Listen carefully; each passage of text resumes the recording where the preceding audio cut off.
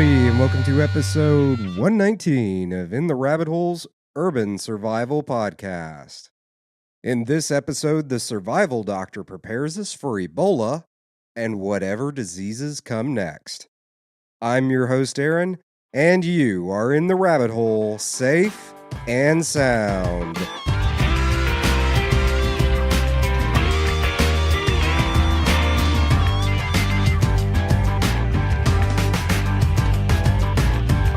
Welcome back, Dr. Hubbard. Thank you. Thank you for having me. It's been entirely too long. I think it's been a little over a year since the last time we had you on. It seems like it's been a long time, yeah. Less happened, always has. Oh, yeah, that is true. I guess more and more every day we're living in interesting times. We are. And, it just shows you have to be prepared. But then on the other hand, you be prepared and then you live your life because things just continue to happen and they always have. And who knows the future? It's always a little bit surprising. I'll bet that some of the things that we are now worried about, we didn't even think about last year. That's very, very true. And I think that circles us around perfectly to today's real topic, which is Ebola. Yeah. And now, just for some fun, I did some back of the envelope calculations. It was a few weeks back when the real initial panic of Ebola was going on, and I was using the exponential figures that they were putting out, and I was using the death rate of 68%, which was lower than some and higher than others. And I came up with a number of 1.1 billion people dead by January 16th, 2016. I don't personally think it'll come to that. This is just a possibility, and I'm winding up the listeners a little bit for this episode, obviously. So what are your thoughts on the outcome of Ebola in the next 12 to 14 months? I don't think anybody knows, and anybody that says they knows is only speculating. When you come to figures like that, yeah, you can do that with about anything, but there's always something, are different things you just don't expect. I remember many years ago, there was the thing of, the population bomb. Certainly the population has gone up tremendously, but things have happened that have changed, so it hasn't continued in that same realm. I also looked at Ebola, and even a month ago, they were saying, okay, well, it's going to be, looking at what it's doing at that point, it's going to be 30,000 cases by, this time. And this 15th, I mean, I'm sure there are tons of cases but I'm talking about the ones we recognize. So I think anybody that speculates saying Ebola is going to be 10,000 cases a month or Ebola is going to be wiped out in 3 months, I think they're guessing. I think, they're a total guess. They're hoping, who knows? What would you think would be the worst case scenario if Ebola did really get loose in the U.S.? I think, and here's another thing: worst case scenarios, and I think that gets a lot of people. You ask a doctor or a scientist what the worst case scenario is, and boy, worst case, wow. Well, everybody dies. What are the chances? Maybe 1 in a trillion, but then the headline of the paper the next day is scientist says everybody's going to die from Ebola, that sort of thing. Yeah. So the worst case that I see that would be something that I could foresee would be that there are a bunch of cases come in at one time. The healthcare system gets overwhelmed because they're getting more and more prepared, but they're still not prepared for a bunch of cases. And we kind of get overwhelmed and we get more and more panic. I think panic is more of a problem at this point than anything else. People stop coming to the healthcare system. Healthcare workers stop coming in, that sort of thing. I think that would be the worst case. And I'm sure that, the thing about worst case is, it's different if we're thinking about it as opposed to the leaders and the other people. I think they should always be thinking about worst case and doing whatever. And I hope that they're doing what they can to prevent that from happening and, nip it in the bud. If you see a case with time, as they made plenty of errors about this, but with time, hopefully they learn and, get to the point where somebody comes in from Africa and they have a fever. Well, they know what to do. They're going to do something right away and they're going to get it fixed. And so we don't get into the situation where there are tons of people with really Ebola coming in. Mm-hmm. What do you attribute to such a widespread information on Ebola and its lethality. So it's just the information we've been getting from the media and different experts just seems to be so all over the map. What do you attribute that to? I attribute it to the news wanting to get more news, and they've found something just like in other situations they found, and they're going to beat it to death. So they're going to look for whoever they can find with whatever opinion, and that person who is going to have their own opinion and get on board. And again, most some of these are educated opinions, some are not. All of it's speculation. Nobody knows certainly, and I think that some of the doctors and scientists they're saying, well, people, we're not doing enough for it in these other countries. We better make people realize this could be serious. And, they say worst case. Then other people are saying, well, people are getting too panicked about it. We need to make this, where calm people down. And so they don't do that. And the other thing is it's a new disease. We don't know all about it. Nobody knows everything about Ebola or what's going to happen for the future. This is not the first time we've had diseases like this. This is a horrible one. And I think I've seen more panic and more widespread just talking about it than any other disease. HIV was in the same ballpark, but I don't think there was near as much panic. Mm-hmm. Yeah, I remember that. I remember the fear and nobody really understanding how it would spread. And then it was GRID, and then it was just the gay community, and then it was AIDS, and it was kind of just like what you're talking about, all over the map. Yeah, I think this is obviously a different disease, but you could make a little comparison in the fact that, at one point everybody thought that everybody was going to get AIDS. Everybody, you can get it through heterosexual contact. There is a chance. But the thing is, it's not spread every time somebody has contact with it. And we found out, we've kind of gotten to live with it. There's horrible, I think there's 25 million cases of HIV, or 35 or something like that in the world. And so, it's out there and it's deadly, but, it's not on the news that much anymore. So that's an excellent point. So let's dive in to what Ebola is, isn't, does, and does do. And I think to get into the nitty gritty of it, what does it mean that Ebola is an RNA virus?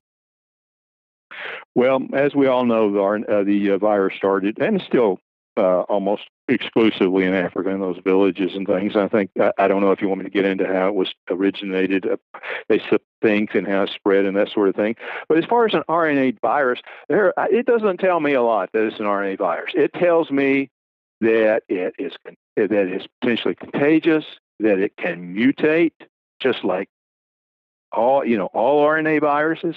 That those mutations, most, who knows what will happen with them, but the vast majority of the time, they either die, it seems to be doing pretty well on its own, spreading, and so it really doesn't have a reason to do much else. It means that it's living in cells in our body, and like I said, a lot of HIV is an RNA virus, flu, hepatitis C, a bunch of others, some colds. So it doesn't, it doesn't tell me a whole lot. Okay. Was there anything in particular that you?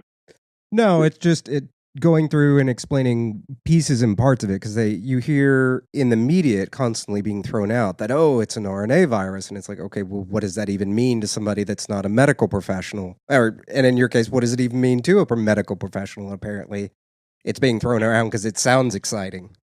I think it would mean more to those infectious disease people and that sort of thing, and the people that are really watching it. But I'm presuming that it means it mutates a lot. Mm-hmm. But also does the flu, also does HIV, also do all other viruses. They mutate again and again and again. And I think the bottom line there is it going to, for some reason, get worse?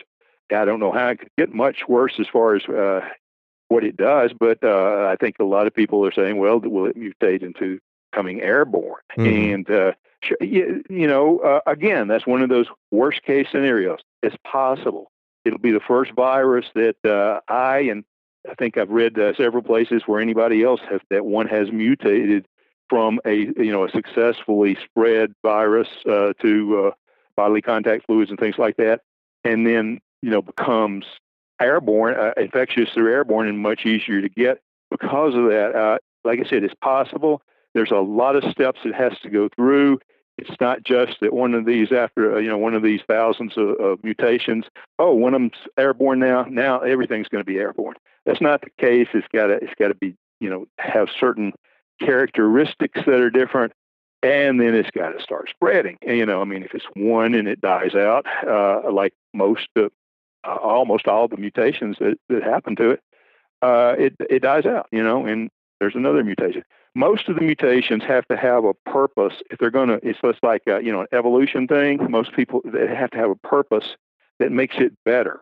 A lot of these viruses, like Ebola, that are spread through bodily fluids and not through the air, well, they're doing just fine. They don't need that extra to survive. They're surviving just fine that way. Mm-hmm. You brought up such a big thing that's been going on as far as people freaking out about whether it's airborne or not. And I think I read a lot of the stuff that's everything I came across said the same thing. Like, nothing in history has ever made this leap before. And while yes, it's possible, it's very, very minuscule possibility that everybody seems to be focusing on, when that's not the bigger issue going on right now. To me, I just have a little bit different view on it on this side, because to me, I say, okay, if there's a one in a whatever case that it could become airborne. So what can I do about it? Public officials, maybe, but what can I do about it? Well, what I do about it, I think, is I protect myself a bit against anything out there, which wouldn't be airborne Ebola right now. But I just think that the things that we should really be most of us should be more concerned about are those infections that are around that we don't know we're coming in contact with. So we boost our immune system. We stay as healthy as we can. We don't smoke. We wash our hands, which is so boring, but if you do it right, it's so worthwhile. We don't get around people coughing and sneezing if we can help it, and and if we just be aware of situations and try to avoid whatever. Because to me, I mean, I would say that there's going to be a whole lot of other people in the United States be dying of other infections that they've got, and be probably worried. Oh, well, at least I didn't get Ebola. Yeah, and I think, what is it, annually we still have, I think I was looking at the CDC numbers, annually something in the range of 100,000, just over 100,000 people a year died from infections they got while at a hospital. And that that way you want to be afraid stay out of the hospital. I agree with that. I think that's inevitable. There's a lot of reasons for that, but certainly a possibility.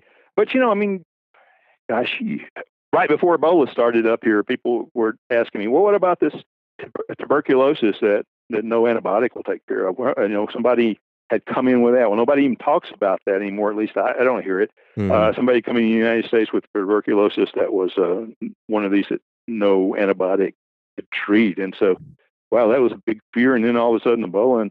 And what about that virus that's going around in kids that has caused some deaths and some paralysis? I mean, there's always something going around. We always have to take precautions and be aware. I just don't think we should panic and start being irrational.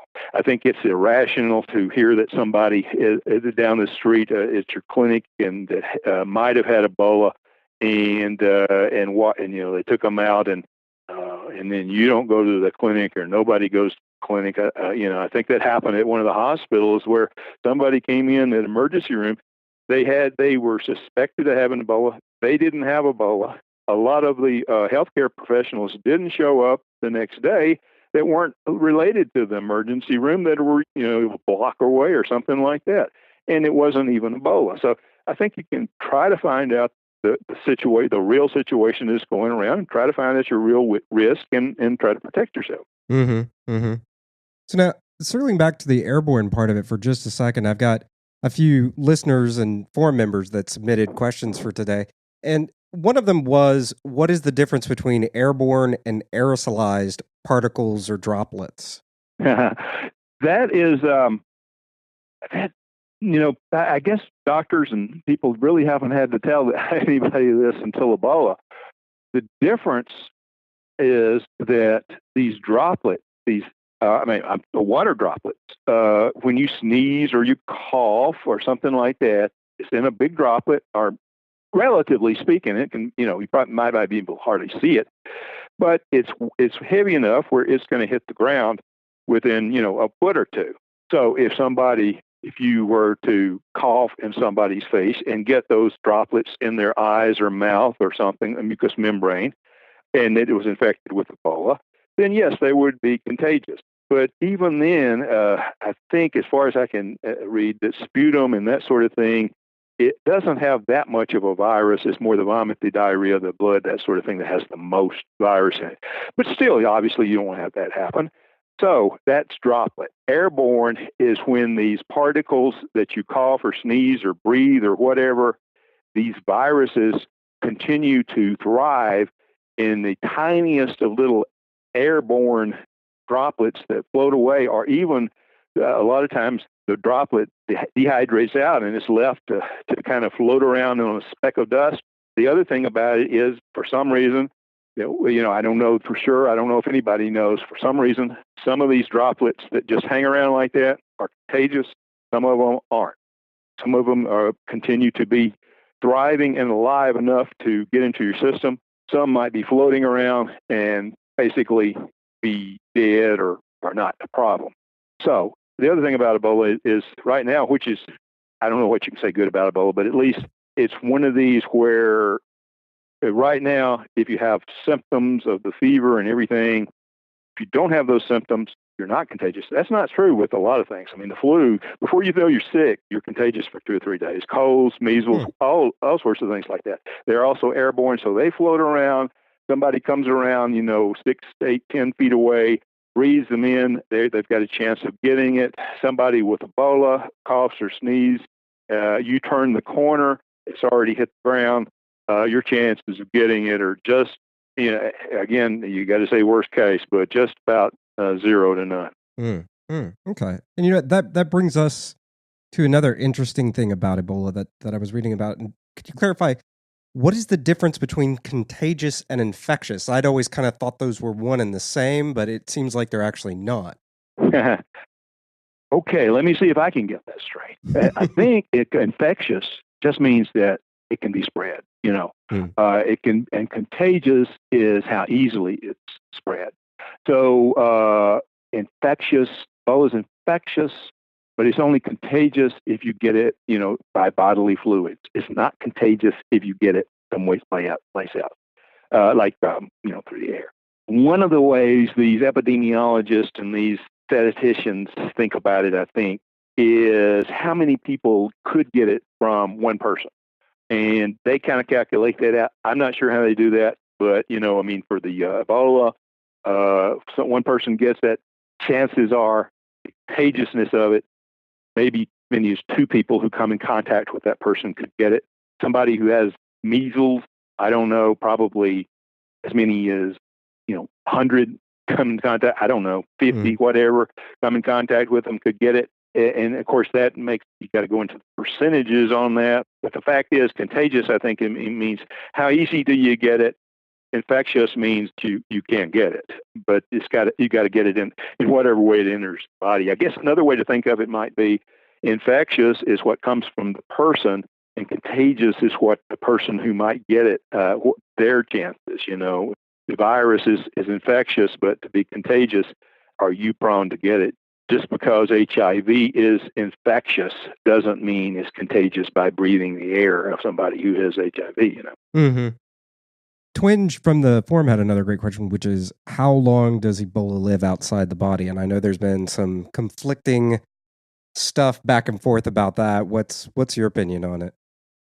My opinion is nobody knows for sure, and that's one of those things where people start speculating all over the place. It seems like and here's another thing is what kind of what are you talking about exactly? If Ebola gets on equipment or something, chances are it's going to die. If it dries out, it's going to die within a few hours. I've seen places where it says, make it stay 24 hours. In Africa, with all the crowdedness and the other conditions they have, I don't think they've seen any cases that have been like on a bus or something where somebody sneezes or puts their hand on a rail and somebody else comes along. That would be unusual. It's possible. How long does it stay? Probably less than 24 hours if it dries out. If it stays in a liquid form, it can stay much, much longer. And that's where you hear these things on headlines or something. You'll see Ebola can stay alive for 50 days or something like that. Well, it's because it's in a liquid or because it's on a piece of tissue. I think there's been some studies showing that if you have a piece of tissue, like you have a piece of flesh, and it has infection of Ebola, it can live on that flesh. It needs something to live on. It needs a person to, or cells to live. So it can live there for, multiple days. It could live in a test tube or something with fluid in it for multiple days. It can stay in a dead body for multiple days until the body dries out, of tissues and things like that, and finally it'll die off. My understanding is Ebola is a fairly fragile virus, and I think Navy Jim had the question, what kills Ebola outside the body? I think the main thing that you could say that kills Ebola is chlorine. That's one thing we know. Mm-hmm. That, as far as we can tell, at least, and the other viruses that are similar in nature to Ebola, it kills those. So you get some diluted chlorine, get some those crystals and make your own, or dilute some of your chlorine bleach with water, 1 to 10, and just you spray that area, and it should kill the Ebola. I think if you get somebody were to have some bleeding or vomit, certainly first off you'd have to really make sure that you've got all those equipment on, barriers and things like that. You put down some chlorine and let it sit for about 30 minutes. You'd either let it dry out or wipe it up or something. That should kill it. Unfortunately, I don't think alcohol kills it. I'm talking about rubbing alcohol, but any of them, I guess. But I don't think you can count on that. The one thing I do know is that chlorine can do it. And that's nice since chlorine's so readily accessible, and It is, and it's in the water supply. Mm-hmm. So now this one comes from Navy Jim again. If we're talking full-on crazy town, grid overwhelm, and there's no systems of support anymore, how do you dispose of a diseased body? I can always count on Jim for the better questions. I think that's a great question, and certainly it's been a problem over there, hasn't it? Certainly in Africa, people have gotten it, just like a lot of other things. Time and unfortunately people dying and whatever have given some experience on what to do. And I think if you had a dead body, that you would first off, you would cover up yourself and make sure you weren't exposed to any part of the body. You would get a plastic bag. You would put the person in the plastic bag, seal them completely. If that were available, and I would think I'd put 2 plastic bags in there. Then you would take the person out, the body out, and you would do one of 2 things. You would either burn it. Now you say, what about the smoke? I don't think Ebola stays alive in smoke. I wouldn't want to breathe it, but still, I'd get away. But burn it or bury it deep. Bury the body, in 6 feet of ground, whatever, so that the animals are not going to come in and get it. And that's what I would do. The virus will die with time. I don't know exactly how long, but as the body does dry out from no fluids, the virus will die. Okay. Now, taking it back down a notch, what treatments exist, or what treatments have shown any sort of promise outside of the experimental antivirals that they're trying out right now? Okay, the antivirals. I got a couple of things on that. People that have had Ebola, either from I don't know how many it's been. I don't know, 2 or 3 or 4. Missionaries and the other one, the other guy, and some of a couple of nurses that got it.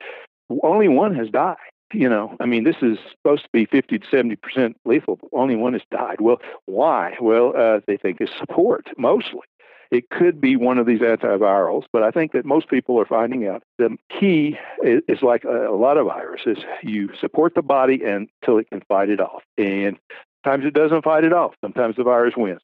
But that's your best bet. So you stay as healthy as you can. And then if you get IV fluids, because you're going to lose a tremendous amount of fluids. You may need some blood and need blood transfusions, oxygen. You may get a bacterial infection because your resistance is going to be so low, antibiotics. So basically, you're going to have to do all that is the best bet. Now, there is one other thing that I think that is promising and interesting, and that is the transfusions of blood of people who have had Ebola and still have the antibiotics. Mm-hmm. Because this type of thing was used back before antibiotics were around. It was kind of one of the things it was used for was pneumonia, and it was found to be pretty, it was helpful because pneumonia was a really bad killer until antibiotics, and so it was helping these people. So it's promising. It would be something, I've thought about what would we do if we didn't have antibiotics? Well, maybe that. Now, that's fraught with all sorts of problems. I mean, you got to have the right blood type, or to kill you. You got to make sure they don't have some other disease like hepatitis or HIV. You don't want that blood or that serum. But if you get it, you get the antibodies. Gives you a really big boost. Those antibodies go into effect right away because our bodies have to find something, recognize it, and then start making antibodies. And a lot of times, like in Ebola virus will hide around a little bit. It'll get going pretty well, and it'll overcome your own antibody system. So if you get some kind of boosters, to help you out, at least theoretically, could help out a lot. Very interesting. I didn't realize it was whole blood. I thought it was just plasma, but that's interesting. You can do either one. I think that if you had to have whole blood, you could do it. Of course, you can't give somebody a lot of whole blood because, for obvious reasons I said, but also because, you just can't have that many blood cells. So ideally, you want to have plasma. You want to have it, and of course, tested and all the other stuff, but you can give whole blood. But again, if you have your choice, you'd give plasma, yeah. Okay. All right. It seems like this is a little all over the map, too. What are the reasonable expectations of surviving an Ebola infection? And I think that one came from Twinge. Depends upon if you get, a healthcare facility here in the United States or some other place that, even in Africa, I'm sure that has, the good quality healthcare. I don't know what your chances are, but I think, here they've been about 1 in 6 or so far. I would say, pessimistic. You got a 1 in 4 chance. I mean, a 3 in 4 chance of living. And if I said 1 in 6, I meant only one died. I think you got maybe a 3 out of 4 chance of living if you get into that. And the other thing is get it in there early. First sign of symptom, you do it. Now, problem is this year, everybody's going to be coming to the emergency room or the clinics saying, I've got fever. I heard to be here quick. I just want to make sure I don't have Ebola. Well, if you haven't been exposed to somebody that has been to Africa or that has Ebola, then you have the flu or a cold or something like that. And that's going to go around this year and every year, and it's going to be thousands upon thousands of those cases of that, and diarrhea and abdominal pain and all sorts of things. So, but if you think you have Ebola and you get treatment early, then, you've got that good of a chance. If you don't, then I don't know exactly what the chances are. I think you could survive, but I think probably if you had Ebola and didn't have any access to anything and you stayed at home, probably got a 10% chance of surviving, because because of the dehydration and the blood loss and the other types of infections you'll get. You've got to get over all that. So that's just a top of my head guess. So now this one comes from Wets. What individual factors help and or hurt a person's chances of surviving an Ebola infection? Getting treatment early, number one, help. Again, this is just speculation, but I think somebody who is healthy, and I think that's probably been speculated quite a bit is by people smarter than me, than anybody that's healthy, that has good nutrition, that doesn't have a chronic disease, so that their antibodies are in good, healthy, and fighting order. So those, again, stay in fairly good shape, don't smoke, try to get some rest if you can, and eat correctly. If you have an immune booster you want to take, fine, take it, but just make sure it doesn't take the place of good, fresh variety of vegetables and fruit. Mm-hmm. Now, as far as it seems like N95 masks come up no matter how many times I answer the question or have somebody that answers the question, like yourself last time you came on. And I know we covered this, but just since it comes up so often, I figured we cover it again. But what is really useful and what is completely useless use of the N95 masks we see people wandering around with whenever there's some kind of outbreak of some kind, or even just the common flu? Okay, for viruses, N95, now remember, Ebola is not not airborne, but Mm-hmm. yeah, I'm sure you could get it by the fluids and be spread, and it could be some of the droplets and things. So I guess it would help. N95 mask help take care of about 95% of viral infections, and that's good. I mean, that's good. But the problem is you have to get it fitted right, and you have to wear it correctly.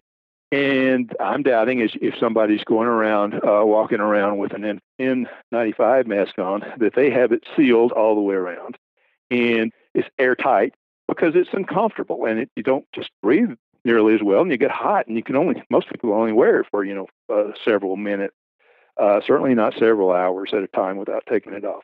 And those people over there in Africa that do all that other stuff, they have to take off all their stuff. They have to take breaks. But the thing is, if you don't do that, if you don't have it sealed and it doesn't fit, and there's air leaks around it, then it's pretty useless. Now, even a regular old surgical or dust mask can help people who are actually the ones that have the infection. If they're not short of breath and they can tolerate it, and you want to put that on them, that somebody that has the flu and they want to do that, then fine. It will decrease slightly, somewhat at least, decrease the risk of having it around in the air. So there's that possibility to do that. But I think I don't know, N95 masks, like you said, some people say they're useless. I don't think they're useless if you use them right. Yeah. But that's the big question. Yeah. So now, in the realms of preparations, if Ebola does get a foothold in the U.S., what measures of personal protection would you suggest people engage in? And I think that one comes from Mark the New. Well, it depends. Are you going to be around those people? Even if I were in Dallas and, that gentleman had Ebola, I don't know that I would have done a lot. The chances of Ebola getting here, say you're in Africa even. Let's take the worst case, I guess. You're in Africa in one of those places that has the epidemic right now. What would you do? Well, I would stay away from public places. Do the same things that I'm doing, sort of washing my hands, and that sort of thing. I wouldn't be coming in contact with people as little as possible. If you don't make physical contact with the bodily fluids of the person, you're not going to get it. So that's pretty well what I would do. If it were come here in big time, I mean, I just can't imagine that it would be, the pandemic, because unless it were to become airborne. So as long as it's not airborne, I would do those things. If it become airborne, then I would stay inside. And if I get out for a few minutes, have my full gear on and my N95. But if you're not exposed directly to the person, and 90% of the time it's from their blood, or somebody vomits, you get some vomit on you, you get some blood, you get diarrhea, whatever, these caregivers, then if you don't do that and it's the other fluids, then your chances are very slim. Of course, nobody wants to take that chance. So if you wanted to know what to have around, I would have some N95 masks. I would definitely have some gloves at this point. I think people already should have had them, but this makes it even more important if you have somebody that you're ever going to help that gets, that has some fluids, or then you need some gloves. Non-latex disposable ones are great. Certainly the dishwashing gloves are perfectly fine if you can not allergic to latex. They're thicker and they do well, and that would be great. You could have a waterproof type gown on. I think it's probably unusual to get on your clothes, that you could take your clothes, if you take your clothes off properly and wash them and all that, it's less likely to get on that. I saw a lady, I don't know, it was on the internet, and she was an African, lived in Africa, and had taken care of several of her family members. She was fairly young. She had made her on. It looked like she had a mask on, which was just a kind of a surgical dust mask. I think she had something on to protect her eyes, and she had wrapped herself with plastic bags, garbage bags, I think, and sealed them and everything. Mm-hmm. And she had taken direct care of several people, and she hadn't gotten Ebola. That, if that were to happen here, that would certainly be something that would help. Mm-hmm. It won't be 100%, but certainly she did well with it. On the other hand, we see the ladies who were almost all protected and that got it. So it's a conundrum on some of that stuff, and it's another reason why it's scary. But you can only do what you can do. So I would get that stuff available, and I would get it thinking, I'm just getting it for whatever. Because again, my opinion is that if Ebola having a widespread pandemic in the United States is pretty unlikely, but who knows what the future holds for other pandemics in the United States. We weren't thinking about Ebola 6 or 8 months ago. And there are viruses, new viruses and mutations coming, all the time. A lot of them die out. One of them could be a really, really killer. So have that in mind, just the basic things to do. I think that, like I said, the worst case probably that I could foresee is a lot of people, system kind of getting overwhelmed. There being more panic, healthcare system kind of being overwhelmed for a while. But even then, because of the way it's spread at this point, I think unless there were other extenuating factors like the economy go to complete flight or whatever, or some other disaster, I think that it would eventually be under control. Yeah. Here. Yeah, I think that pretty much is mostly what I felt. It's just kind of, okay, yeah, it's scary. Kind of like chemical weapons. They're really scary, but at the end of the day, dead is dead, and there's a lot of other things that can kill you too. I probably, there's a lot of people that disagree with me, but I still think that probably the best thing is us trying to get it under control over there. Yeah. And that is a big problem. And, it's, I don't know, I can't predict, but it always spread to some other nations with not very much of a healthcare system. And something like that has a low risk of really, really spreading into a widespread pandemic, survival, 1 billion kill situation. Now, aside from Ebola and aside from all the great books in your blog and everything else you do, you've got an online medical training course. And of course, you are the survival doctor. So it is aimed at the survival types like myself and like yourself. Where on earth do you find the time to do all this? I have kind of gotten semi-retired. I work part-time, and the rest of the time I do unpaid work. It pays a little, but do this sort of thing because I really have always had a mission to try to teach regular people how to handle their medical situations and not to panic and, not to know kind of what to do. There's so much you can do on your own. Even in the disaster, a lot of those things they're common injuries. You should know, if you have a medical problem, you should know how to treat it. But you should also know how to treat a wound or a burn or there's some simple things you can do initially. And if the point where you couldn't get to a doctor or a medical facility or something like that, there's some other things you can do. And it's all mostly knowledge, that's what my videos and my course is about, is knowledge. Just real life situations, not only knowing chest compressions, but what to do if you find somebody collapsed out in the middle of nowhere. You go, you get your AED, you do the chest compressions, you wait on 911 to get there. But what if all those things are not available? What if you're out and 911's not there, you don't have an AED, and somebody has collapsed out in the field, and you don't know what happened to them? It's a different matter. But there are things you can do. And I think if you know those things, you don't always have to get into panic mode and do the wrong thing. Same thing about wrecks. You're out on the road and people, all the time help people out.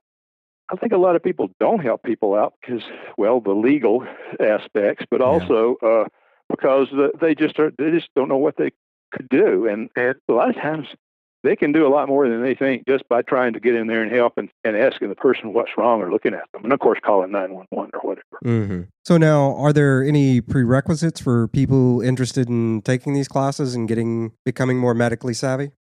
No. I tried my best to not assume anything, not assume that anybody knows anything, and then go along and teach more and more and more.